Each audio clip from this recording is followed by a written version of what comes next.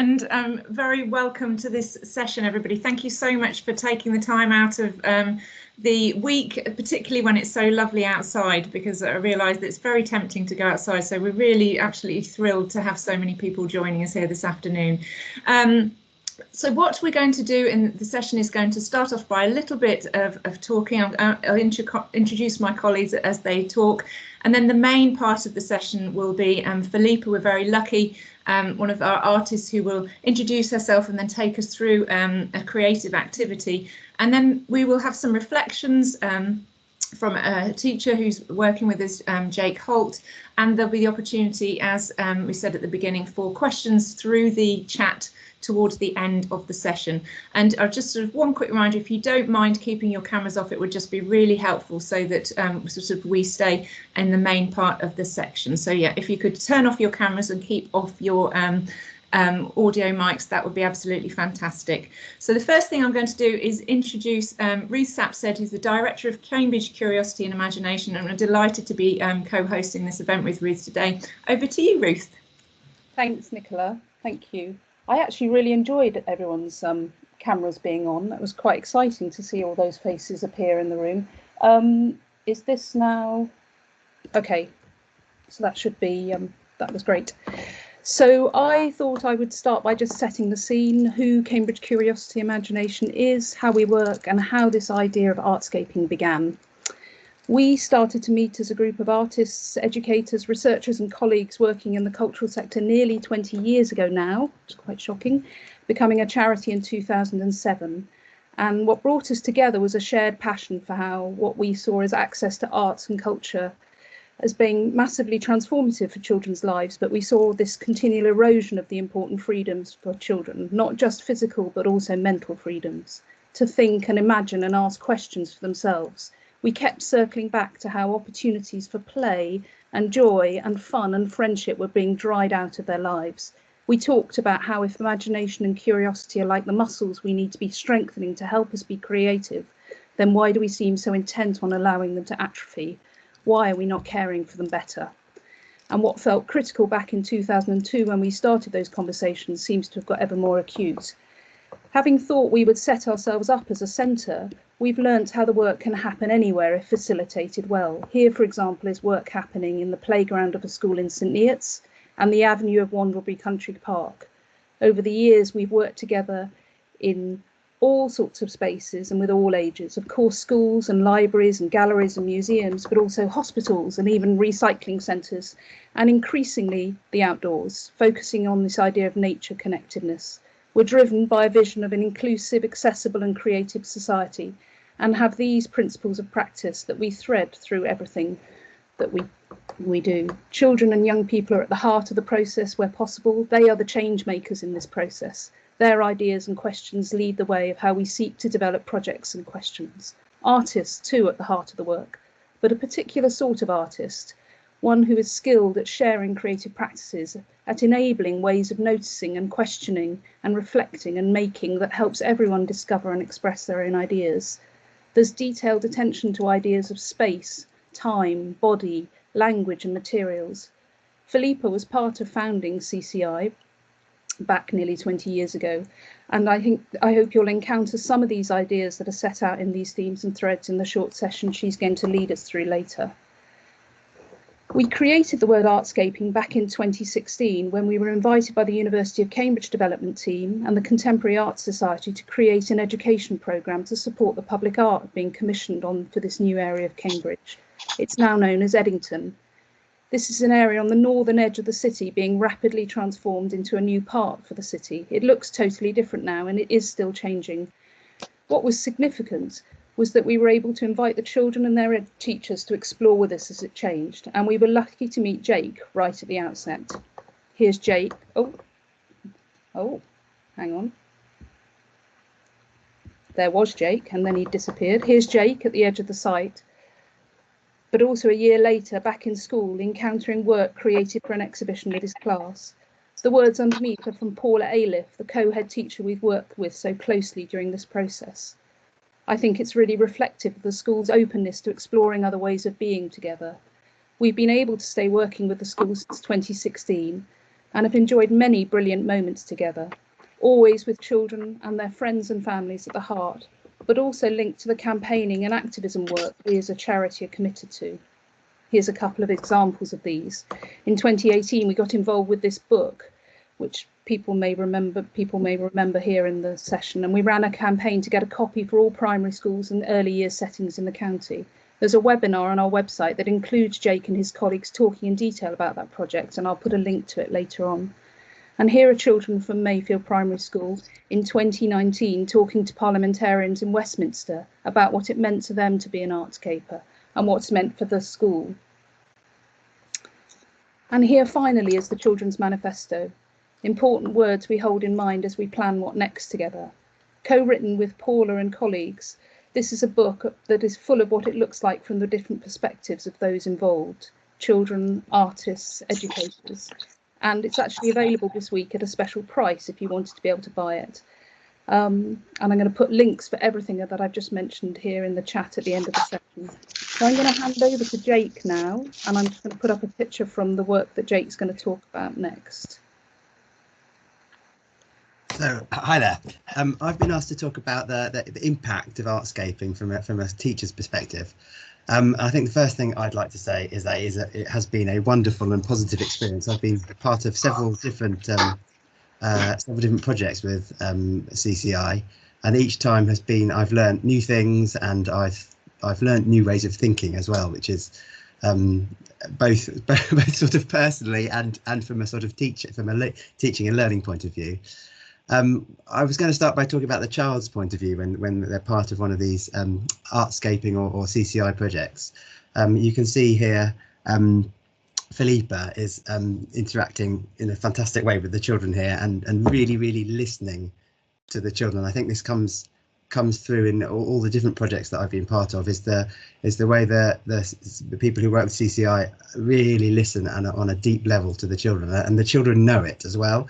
They get excited about the next Artscapers or the next Welly Walk session that they're going to do, because they know they're going to be their thoughts and the direction they want to take their learning in is going to be really personally valued and listened to, and their voices heard, and it's a different interaction as well from the children's point of view. So you've got what you would normally do in a school. Obviously each school is different, but the Artscape, so the CCI and Artscapers have brought in different perspectives with adults with different perspectives from the teachers might have, and the children I think really benefit from that.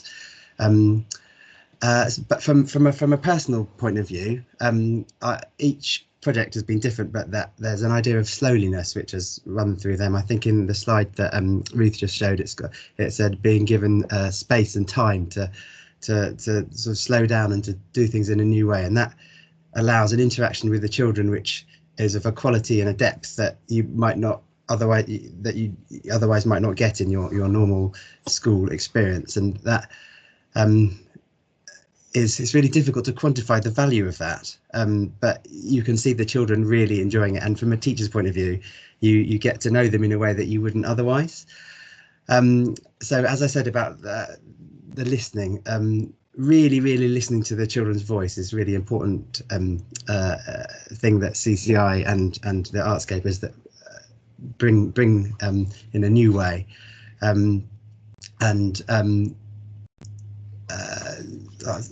listen to the children on their terms. So another thing that from a personal point of view that it's brought has been a sort of it's been an opportunity to be me in a learning situation. Normally you're the teacher and you're in charge of the situation, but I remember going to when we did that Artscapers project at Eddington, turning up, and then I was an artscaper along with all the other children, and that the kind of interaction that you got with the children was different from the interaction that you'd normally have, and there's appreciation of. So if you're giving an art lesson, one of the children might say, "Oh, I really like how you've drawn that head, Mr. Holt," or something like that. But when it's equal, it felt different, and I think that's something that I hadn't experienced before in a learning environment, and the children obviously really appreciated that. So the curriculum as well, curriculum, and the opportunity to deviate from it, and as Ruth just said, to think in new and interesting ways, really is really important from my point of view. And I was going to talk about development as well. It's made us think as a school about, so we now do something at school called is a half day a week, which has been heavily influenced by the work that we've done with Artscapers. And I'm not sure, but Ruth, but maybe you were involved in designing it with Paula and Sarah. And I feel that you were, and in my heart of hearts, but I'm not sure. That out and about idea, and the welly walk that you can see here, which had the picture of Filipa in it, we are constantly developing with the ethos of CCI, sort of along with what we're doing of slowing down and really listening and allowing the children to have that fun that isn't quantified by what you might see in the curriculum. So I think Brilliant. Thank you, Jake. That was really useful. I think it's really important to get the perspective from some of the teachers that we've been working with to sort of reflect on the impact that it's had on their practice and also the children. And we'll come back to that perhaps towards the end after Filipa has done her work. So I just wanted to give a really brief context, because I know that we're all sort of can't wait to actually get on with the work with Filipa. But in terms of sort of where I come from, so I've been working with Ruth and CCI as an academic for about 5 years, and we started to explore some and to trying to I guess articulate more clearly some of the impact of the work of CCI and the artists on the children. So we've started, and you've heard, as I say, from Jake, but starting to think about what that actually means more specifically, with a view to actually saying how valuable this practice is and making it more widespread. Talking in a focus group with some of the CCI artists, it became clear that actually a lot of their practice, even though we weren't explicitly talking about it, was having an impact on the well-being of children. And that's where the well-being element of this comes from in terms of this presentation. So I'm actually working with CCI and artists, including Filipa, at the moment on a project called Eco Capabilities, and I'm going to just share you just a couple of slides, so don't worry, to just illustrate that, and hopefully you'll be able to see that. So Eco Capabilities is the project. It's funded by the Arts and Humanities Research Council, and the idea is very much to explore in more detail the impact of the work of CCI on a group of children. We're working with some local primary schools and children aged sort of year 3 up to year 5 on their well-being in particular. And the project is really based on 3 things, and I'm just going to very briefly talk you through these now. So first, as I said, a concern for well-being and mental health. And there's a lot of statistics which I'm not going to necessarily go into in a large amount of detail, but we're all really aware of, and this was something that was absolutely the case before COVID-19. So things such as 1 in 10 children aged 5 to 16 in the UK have a clinically diagnosable mental health disorder. The number of children admitted, this is children admitted to hospital for attempted suicide or self-harm rates, has doubled in the US in the last decade. There are over 330,000 antidepressant prescriptions for children in 2018, so 24% rise in this is for children less than 12 years in age. So something that was really going wrong in terms of the children's well-being, but of course coronavirus has had a further impact, and we're all aware of it, on children's mental health and well-being, with 1 in 5 reporting being worried the previous day, and a quarter saying they were lonely often or always or some of the time. And that was a People and Nature survey for England, which happened in 2020, sort of still amidst, and of course we're still very much in the grips of that pandemic. So thinking about children's well-being and the work and the idea, and it seemed apparent that actually the work of CCI is having an impact on children's well-being.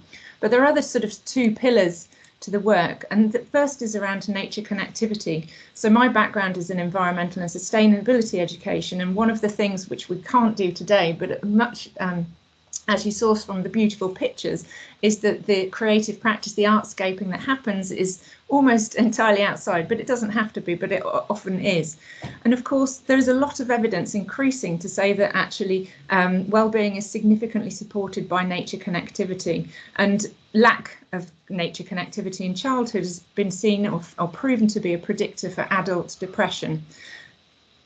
We're all again aware, and although it's interesting the changes that have been made as a result of COVID, but in the last 30 years, and this is a natural childhood report, the last 30 years, the number of children regularly playing in wild places in the UK fell by 90%, with children living in areas of high deprivation being 9 times less likely to have access to green spaces. 8 in 10 children, and again, this was in the recent peri-COVID People and Nature survey for England, so 8 in 10 children interviewed agreed that being in nature made them very happy. Yet 6 in 10 children reported to have spent less time outdoors since the start of COVID-19. So really starting to worry that there's this strong link between nature connectivity and well-being, but yet children are having less and less time outside to connect to nature. And then the final one, which again I'm not going to spend very much time on, is a concern for the arts, and you've seen the wonderful artscaping, and I'm going to let Filipa really sort of show you and illustrate the benefits herself. But just really to say that the arts have been marginalised, and there's concern that it's marginalised in school curricula, and there is evidence that arts education can improve both well-being and social inclusion. And of course, again, linking to areas of high deprivation, individuals with low socioeconomic status have less access to the arts than their more affluent counterparts. So really, there were these three areas which were of significant concern that the Eco Capabilities Project brings together, and I put there in the middle, and that actually it's going to explore the process by which changes take place in children's well-being, and how they articulate that as a result of the practice, which you're about to experience now, or certainly a small part of it. So I'm going to, with great pleasure, hand over to Filipa to talk to you now and take you through an example of some of the work that we've been talking about. So thank you very much, Filipa. Thank you, Nicola. I'm always the person nodding away because I just love hearing the conversations we have around well-being, art and creativity, nature, connectivity, CCI. So I am going to invite Laura in just a second to put on an audio piece for you. We've created this because we can't take all 87, 90 of you outdoors somewhere. So we've created a piece of music to give you 3.5 minutes to settle into where you are sitting. You don't need to do anything at all. We simply invite you to focus on this audio piece and listen and enjoy. And it's my voice, but then the voices of quite a few other things as well. So Laura, if you don't mind playing that, and then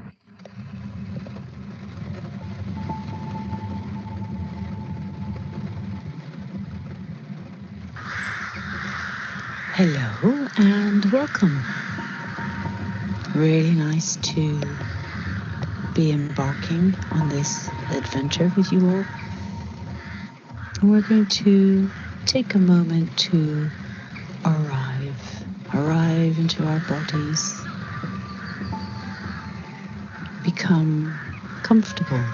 It's the first simple thing we can do. So, listening to these sounds, letting your mind be absorbed. All you need to do right now is become comfortable, whatever that means for you.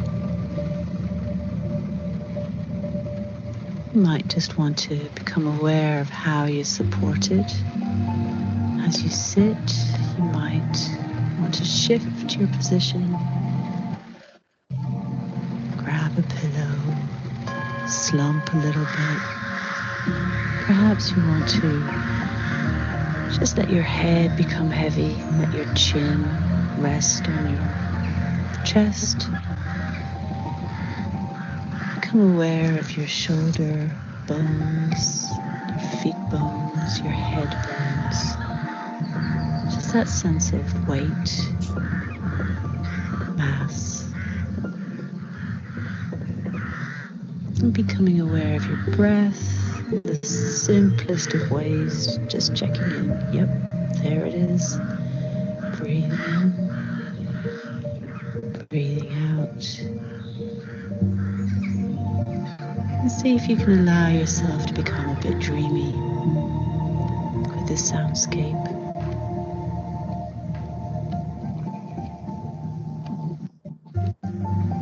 Take the time to shift your body,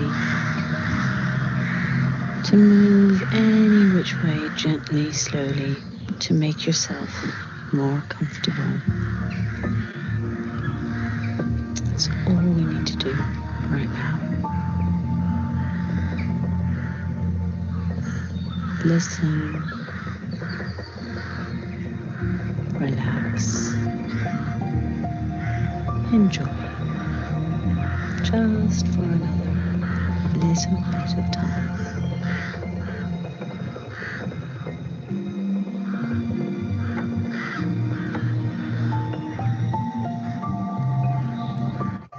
And when the soundscape finishes,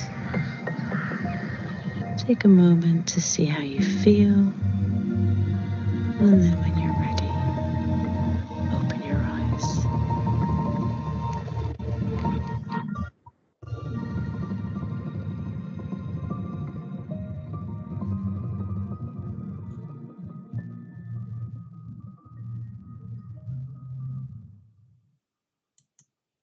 Oh, thank you, Laura.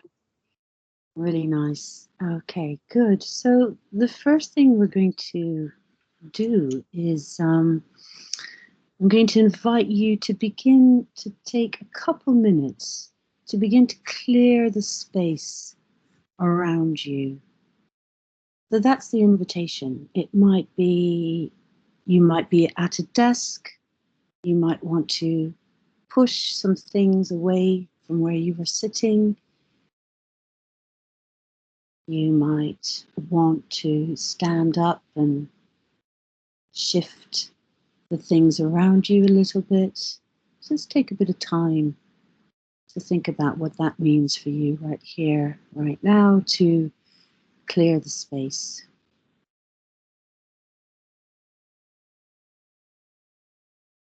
So a lot of our work is about thinking about the practice that all artists, all scientists, all researchers have tucked into their bones, which is making space for something new, making space for something different. And often we begin on these projects of creativity, of imagination, but we can rush in. We have cluttered minds. We all do. It's not something to feel guilty about or worried about. So just taking a couple minutes to clear the space and step into what we call a studio practice, which is where ideally you have a cleared, open space to walk into. And when we begin all projects alongside the teachers, alongside the children, alongside the communities, I would love to say, always begin with just clearing that space. And sometimes it's listening to music. Often it's physically lying down. It's that process of becoming comfortable in the body. The body houses the senses, and that's how we take in the world. So to have a comfortable, relaxed body makes for a really good start. So I hope that was interesting. What did you clear? And why did you clear it? And how does it feel to sit in a slightly cleared position? I simply, knowing that I was going to do this, I am sitting in a cleared space, but I just pushed my backbone into the back of the sofa, which made more space inside me, which is interesting. So I'd like to invite you now to look around this space, the room that you're in. Notice the light. Notice, if you're lucky enough to be near a window, notice how the sun is coming in to your space and what shadows are being created. What do you have in front of you? So just allowing your eyes to take a bit of a meandering, dreamy look. You're not summarizing, you're not documenting, you're simply noticing, but you're noticing with curiosity. You're noticing with attention, and allow yourself, if you can, to notice with a sense of, oh, look at that over there. Let things catch your eye.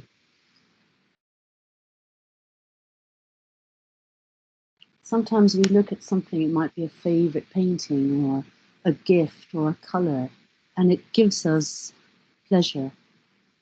We might remember something from where that came from. We might have an association with it. So letting all of those come into this studio mind practice that we're creating here very briefly. And I'm going to invite you now to close your eyes. And I'm going to invite you to travel into the space you are in. Now, this is beginning the imagination. This is about possibly you might want to walk through the space in your imagination, so you're not actually moving through with your eyes closed. You might want to change your body size. You might want to think about becoming incredibly tiny. And where do you go in your imagination in this space? You might decide to become outrageously enormous, and you might find yourself wedged in a corner. See if in your imagination you can travel right up close to somewhere that normally you wouldn't be able to. So we're just going to enjoy that. If keeping the eyes closed feels uncomfortable in any way, then keep your eyes open, that's fine. It's absolutely up to you.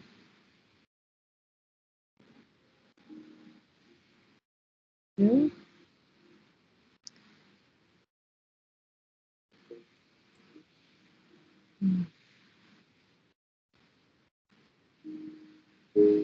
So in a sense, what's beginning here is a shift of perspective.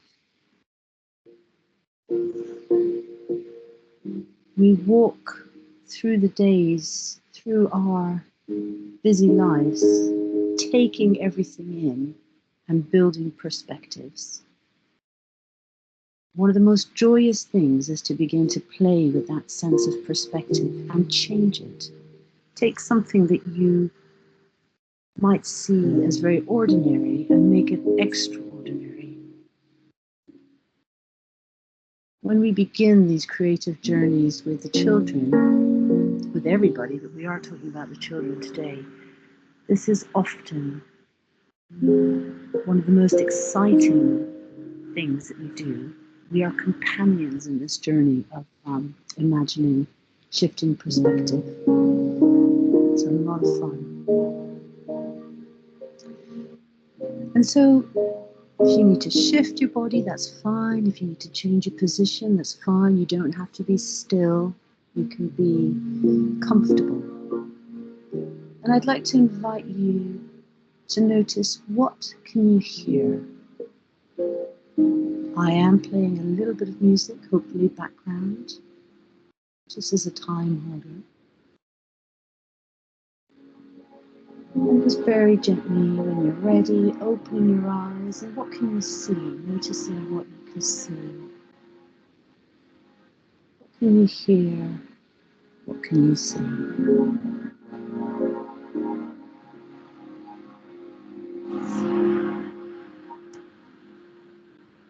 And again now, stepping back into that place of imagination, I'd like you to begin to think about seeing beyond what might be around the corner.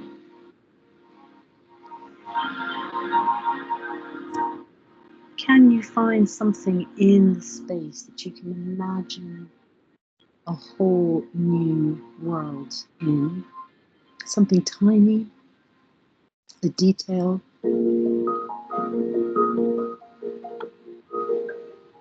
Can you expand on what that is, as if you're telling a story, as if you're bringing in all sorts of different inspiration that perhaps you hadn't even been aware of a minute ago you had within you.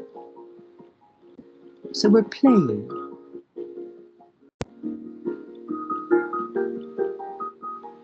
There might be words that come to your mind. You might be sketching something out if you've got pen and paper near you and you like to doodle. You might find your hand is drawn to making some kind of a mark. Or you might just be enjoying the body relaxing, that sense of feeling like you're doing exactly what you need to be doing and there's nothing complicated about it. It's simply discovering.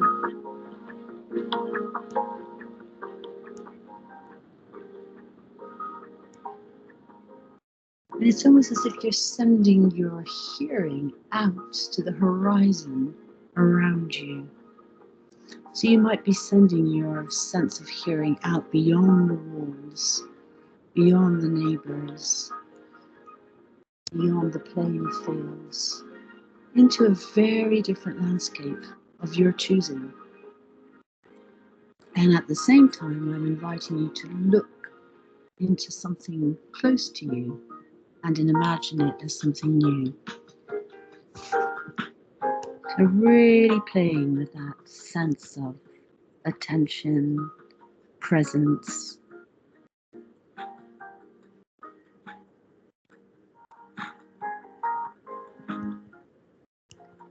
And also being aware that although we are all in our different spaces, we have in effect created a community of artists here. We are all at this moment artists and researchers and explorers.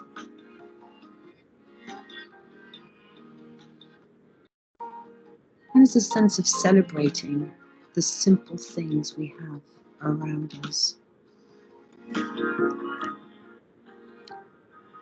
So you might find yourself putting some words down. You might find yourself getting more and more immersed in drawing, if that's what you're doing. And my voice might just fade into the distance, which is good.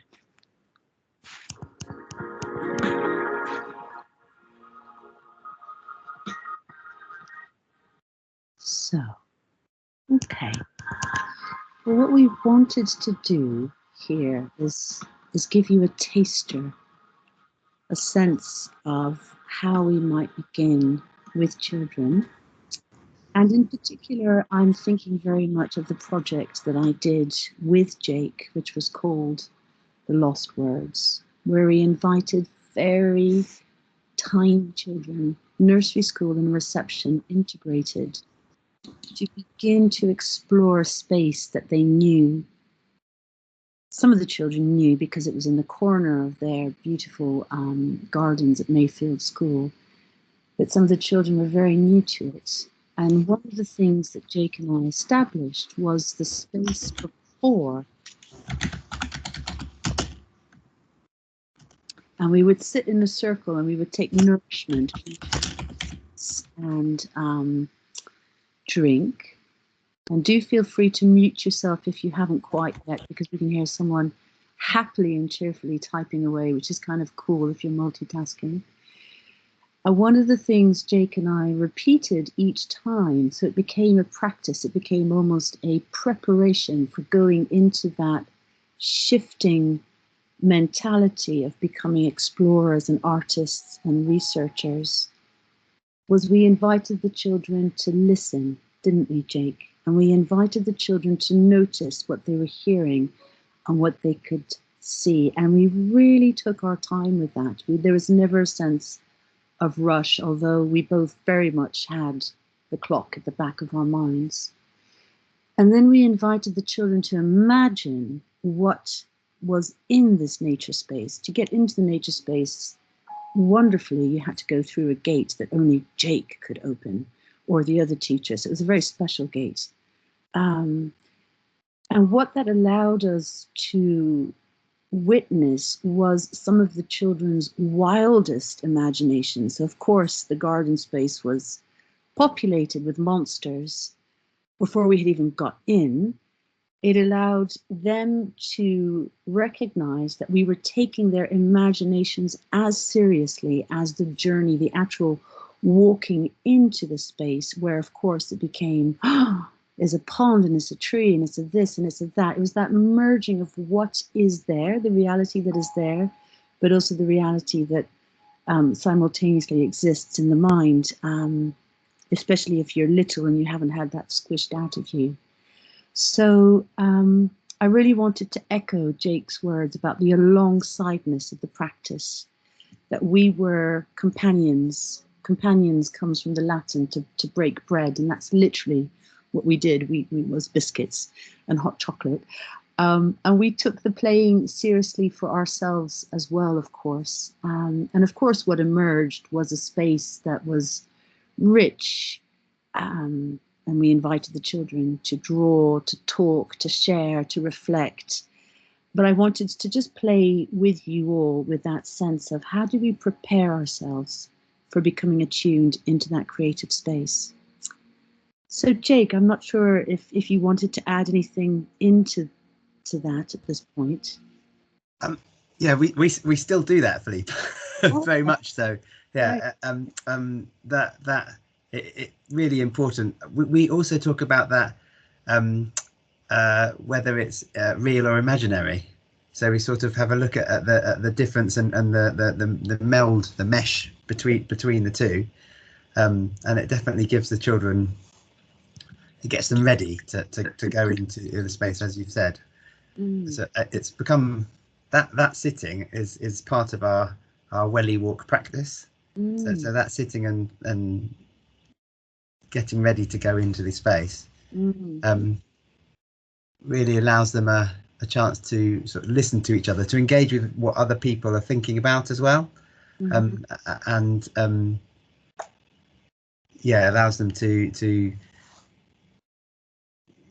join in with other people's ideas as well. There's a respect inherent in that, isn't there? And there's that taking things seriously, and it also allows for the sense that there is no right answer. There is no one particular way of doing this. There are many ways of doing this.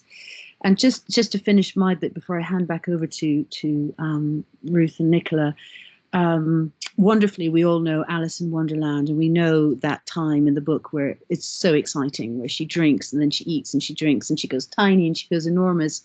And just a question I would ask you all was, how easy was it in literally 2 minutes to transform yourselves into exploring a space that you're all presumably very familiar with? Just how under the skin, it's just there, that ability to play and shift and change. And obviously there's a lot of structure and a lot of thinking that goes into these sessions. They're very carefully planned, but there is also a huge amount of freedom that can be enjoyed. And undoubtedly that feeds into the sense of well-being, that sense of autotelic engagement, doing something for the sheer pleasure of the doing, rather than trying to achieve a goal as such. Anyway, good. I'll hand over. I think, is that right?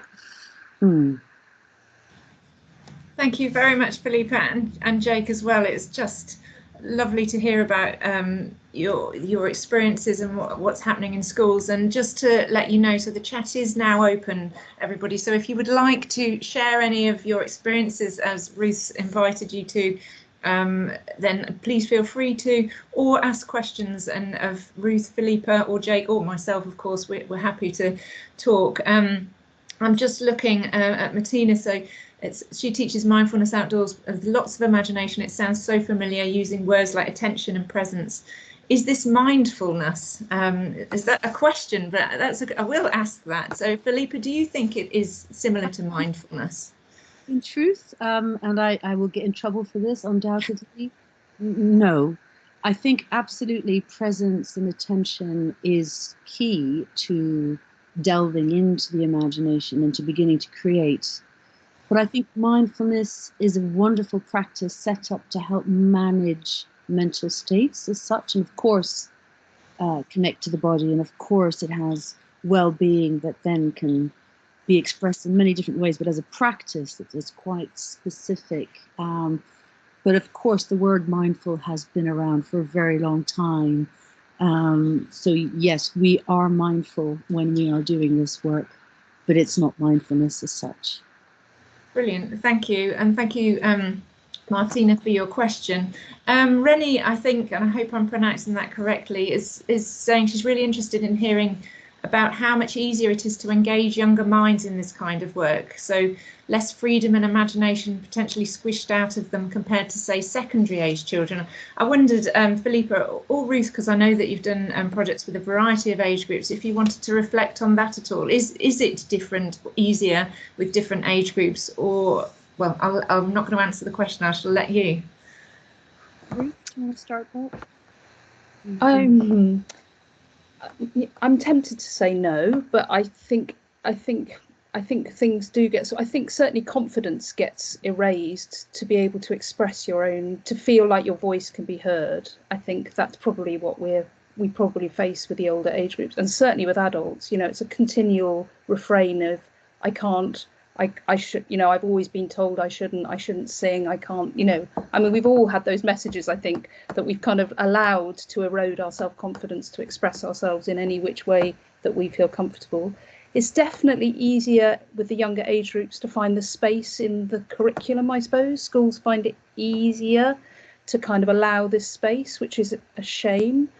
Although we're working as part of the Full Scope Consortia, which is a group of charities supporting mental health and wellbeing, and I would say that schools are looking to this kind of practice more and more for how to support older children. So maybe, ironically, as mental health becomes more of an issue, it will become something we can get back into children's lives. What do you think, Filipa? I think that's a really good point about the curriculum. There is much more space within the primary school education. I think you could actually argue that there is such a need in older children to find that creativity, and there's so much they want to express that with the right time and alongsideness, we once you get there, there's no diminishment of creativity, certainly not. And we've worked with people right up into their 90s, and there's no diminishment of creativity. It's just the unlocking of the structures that might make you feel that you are reduced to getting it right rather than being incredibly open. I don't know what I would say in a short answer, but it's a very good discussion. Yeah.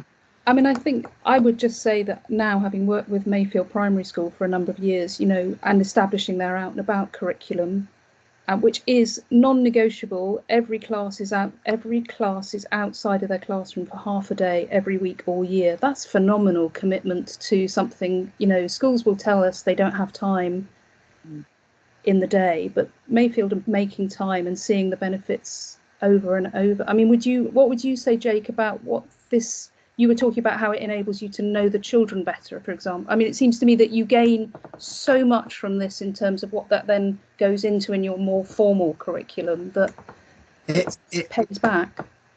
Yeah, you get to know them because you've got more listening time.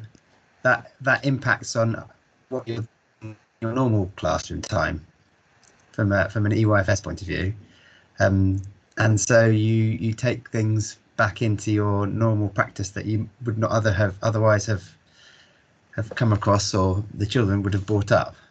So that doesn't quite answer your question, Ruth, but that gives an idea of how important it is and what the impact of it.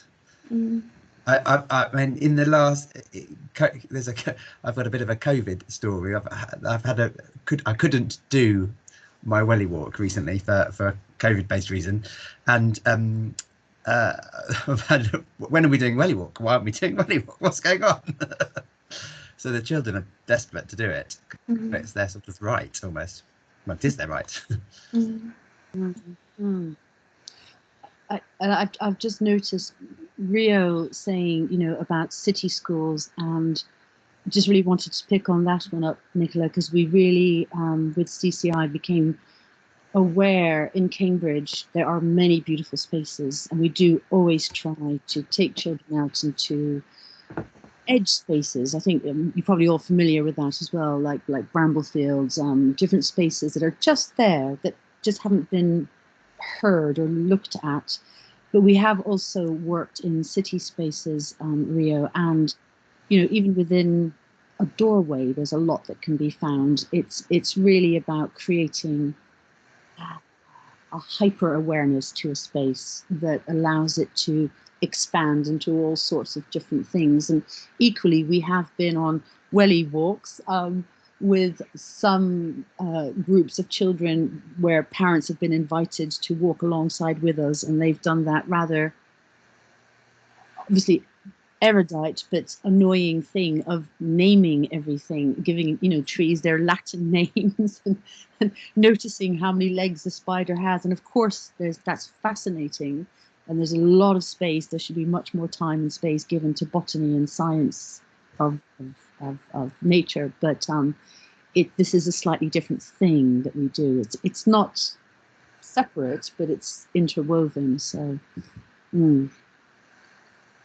Thank you, Filipa. I was just going to add as well, in terms of the sort of age group, that we're actually currently planning and working, Ruth and Filipa actually, with working with some students at Anglia Ruskin University. So again, in a sort of supportive around wellbeing area, potentially as a pilot before the summer, but to engage more with in the next academic year as we re-transition back to campus, and supporting students who've really struggled with their mental health and well-being over the COVID period, where a lot of learning has been online.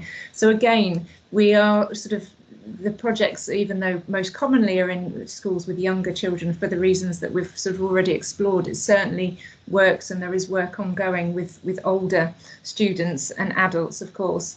So thank you. I noticed there's a question, I think from Emma, about she read a book a while ago by Edith Cobb called The Ecological Imagination of Childhood. Could anyone recommend up-to-date sources in the area? And I think Paula, so I will give a little shout out to Paula Aliff, who is one of the co-heads of Mayfield School, who we keep talking about, and of course Jake teaches there. So thank you. Paula's responded with an example. Is there anything else you might suggest? I'm putting you rather on the spot here, Ruth and Filipa, in terms of reading. It might be that I come back to you if you have a think about that while we go. Well, I mean, just to be slightly biased, there's quite a lot that we've put out on that within our website. There's a lot of resources and publications that we've put together. They're all free to read online, but you know, there is some really I'm biased, obviously, but I think some lovely publications about this kind of practice and what children notice and what teachers notice. So there's plenty on there to start exploring. And I'll have a think about, I can put some more as I think about it into the chat. I've also just put in links, Nicola. There's another talk which Paula is contributing to on Thursday, which people are more than welcome to come along to, with a colleague from Bath talking about a similar practice that goes on in the city of Bath, and also an artist talking about work that he does in Berlin in a similar way with children. There's a link to the publication that Paula and myself and others have written about the work. There's the link to the webinar that Jake was part of, and then of course do keep in touch and join our mailing list. And there's a download of a new resource. Anyway, go on. Oh, that's brilliant, thank you. There's an interesting question here from Gemma about well-being. So, and I'm going to throw it back at you, Ruth and Filipa. Was sort of it's intentional when you started CCI and the practice? Was it focused on well-being, or is that something that has emerged as a happy byproduct, Gemma calls it, as you've sort of gone on and developed the practice? The Lost Words, the first project that we did was specifically about the well-being of the children, and it was a very selected group of children, selected by the teachers who knew them. So Jake, his colleague, and the nursery school teacher. It was a very small group of children, and it was specifically about supporting their well-being, supporting their language, these were all children who had complex issues going on, and we wanted to create a space where they could feel safe and supported to build relationship with each other, with us, the adults, and with the environment that they found themselves in, I would say. And of course, it's key to all the projects, but that really was very carefully thought through in the way that the children were brought into these groups. And very enjoyable, a luxury and a delight and a pleasure to work with small groups of children. And they were integrated as well, so that was nice. I think, if I think back to 20 years ago when we talked about why we were doing the work, it was around, as I said at the beginning, this sense of children's freedoms, and it was around wanting them to flourish. And I don't know that we thought about it in a sort of well-being sense. I sometimes think well-being's got a bit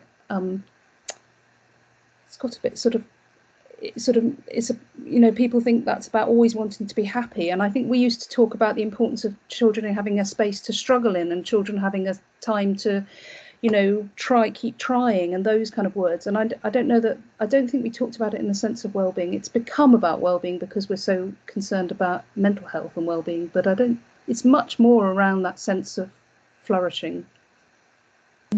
That's really helpful, and Anita's picked up on that and to ask how we show impact on wellbeing, which of course is part of the Eco Capabilities project that I'm sort of wrapping around. Yeah, exactly.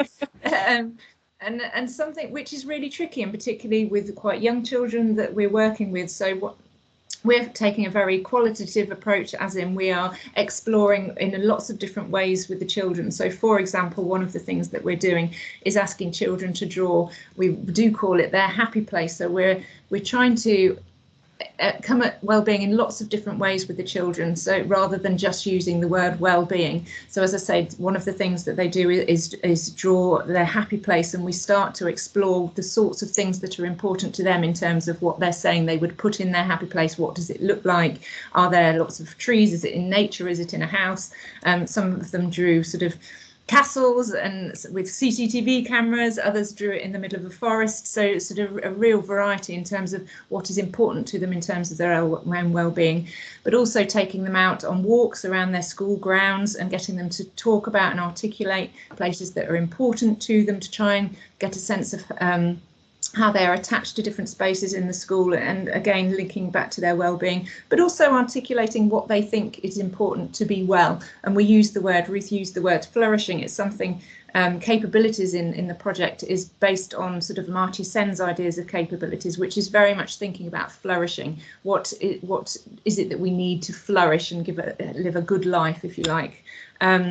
So it's very qualitative. We then do a lot of participant observation and noticing and observing and writing down as the children sort of go through the 3-month project with Filipa and the other artists.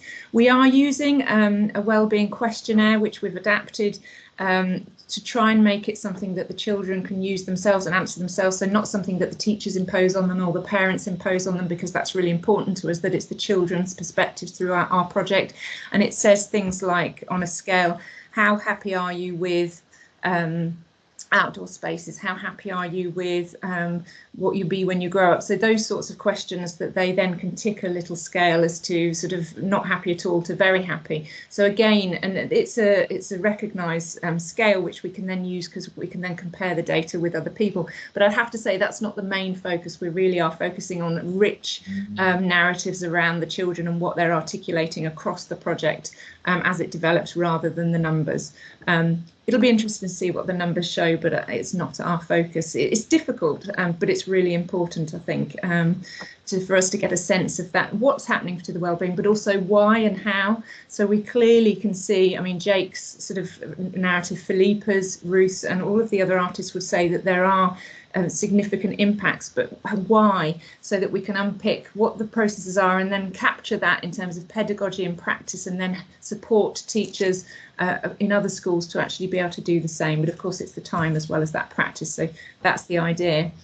Nicola, can I just, there's a question about how many schools are using this practice, and then I noticed there's a comment from Vanessa, and Vanessa, this is so lovely you're in this conversation. So Vanessa was one of the teachers that we met well, 15 years ago, 16 years ago, when we ran a programme down in Harwich, wasn't it? Yeah, sorry. And absolutely is working in this way with the schools down in the cluster that you're a part of. So that's lovely, Vanessa. And somebody's asking other schools working in this way. There are other organisations working in this way. We link to them. And in fact, I was going to just do a shout out for this. This is a journal that I've just guest edited for the National Association of Environmental Education. And that I invited contributions from colleagues in Bath and Bristol and Newcastle to talk about the work they do. I do have some copies. I can't sell them, but if you drop me an email, I can post them to you if you give me a contribution to the postage, and it's going to be free to read online. Tricky about how many organisations are doing this work, but I can link anybody if anyone wants to drop me an email to any I know in your area. And in terms of how many schools use this practice, I think certainly one of the things we've found that in terms of Mayfield being so special, and Ruth, you can jump in as well, is that so many schools, they are so engaged, but it's really hard for them to keep the practice going when you leave, Ruth. I mean, I don't know whether you would share that because of the pressures that are on from all different sides. Yeah. You definitely need, you need your senior teachers buying in and supporting you and keeping it going, don't you, Jake? Definitely, yeah, they're supportive, and you know that you've got the opportunity to take it in the direction that it needs to go because of that support. You couldn't do it without it. Yeah.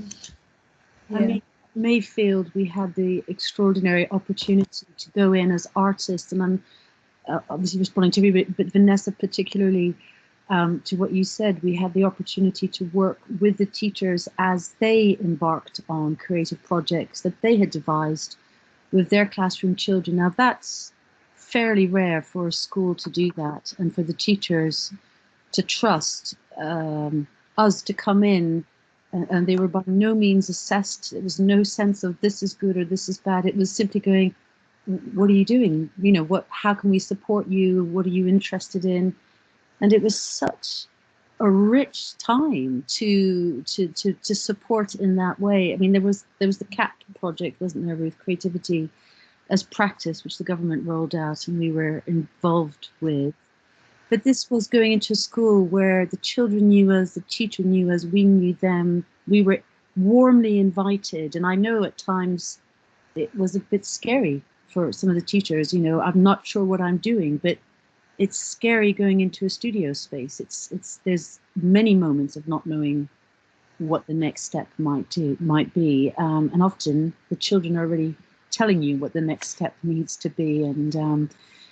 And not always, and sometimes there's those horrible moments of, okay, we're all feeling a bit stuck here, so that's where we can relax and yield into a different perspective. So I for myself, working for 30 years in education and creativity, I thought Mayfield really stood out for that very, very brave development. Yeah, very supported by the two head teachers. Really supported, as in they turned up, they listened to their teachers, they listened to the children talking to their teachers, they listened at every level, and I found that incredibly impressive. I'm very aware that we're getting to the end of this session, which is really tricky because I really hate to cut the conversation short, but I am going to, because I'm aware that people need to leave. But it's lovely to read some of the comments as well, very kind comments in the chat. I know that personally I would be absolutely delighted if you wanted to get in touch and ask questions and follow up. Ruth's given some information already in terms of the website, and there's the Eco Capabilities website is just ecocapabilities.co.uk, and my contact details are on there as well, so feel free to do so, and we'd be more than happy to stay in touch afterwards. But I'm going to just say a quick thank you. I know Laura will come in as well. Thank you so much, Ruth, Filipa and Jake, for contributing to this. It is really rich discussion and lovely to hear from you. So thank you, and thank you very much for everybody for joining. I hand over to Laura. Thank you so much to our speakers. That was really